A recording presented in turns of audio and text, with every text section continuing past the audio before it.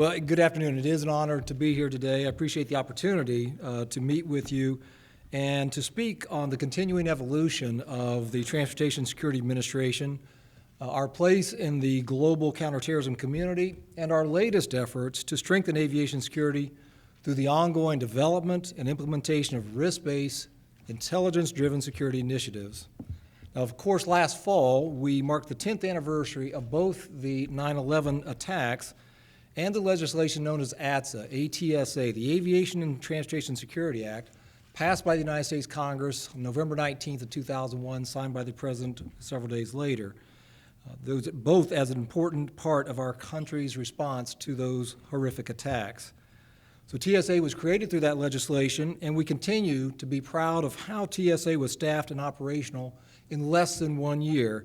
In fact, many Americans, I would say most Americans, don't know that the building of TSA required the largest, most complex mobilization of the federal workforce since World War II.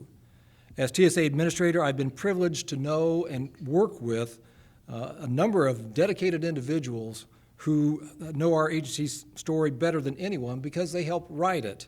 Dedicated public servants like then Transportation Secretary Norm Mineta, Deputy Secretary Michael Jackson, who later became the Deputy Secretary at the newly created Department of Homeland Security, John McGaugh, the first administrator of TSA, and Ralph Basham, who worked closely with him, and then administrators Jim Loy, who came over from the Coast Guard and then went on to DHS, David Stone, and then Kip Hawley, the next three administrators.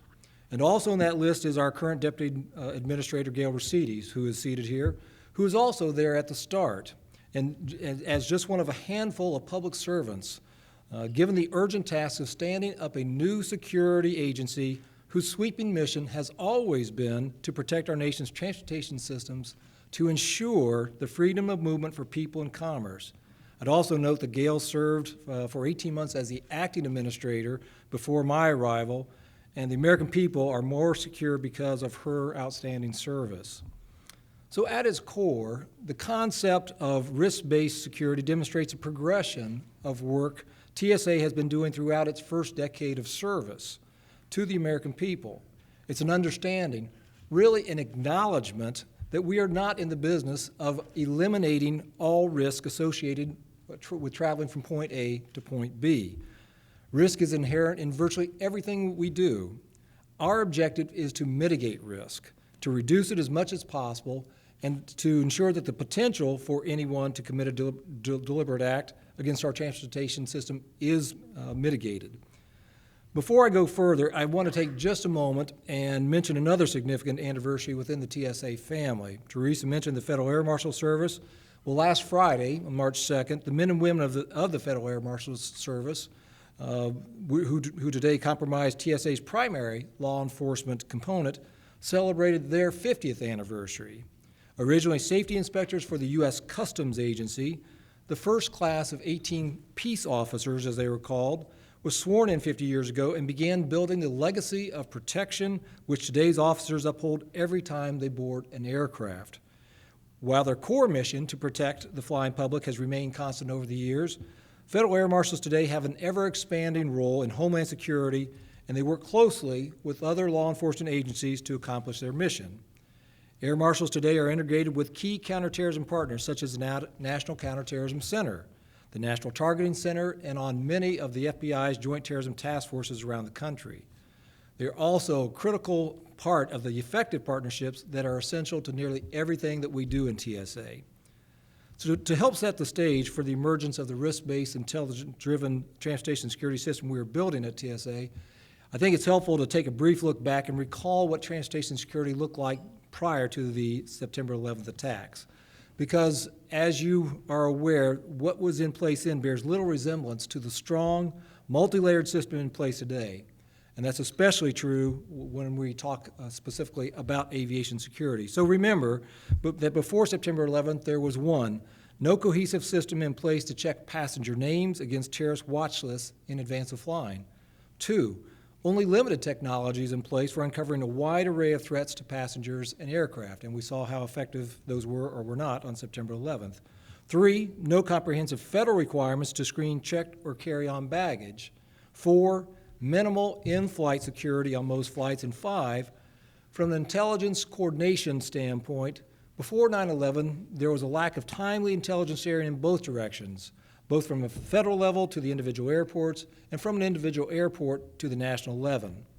Now, as Teresa mentioned, I came to the FBI more than a year and a half ago, having worked the previous 26 years in a variety of positions at the FBI, almost exclusively in national security matters post 9/11.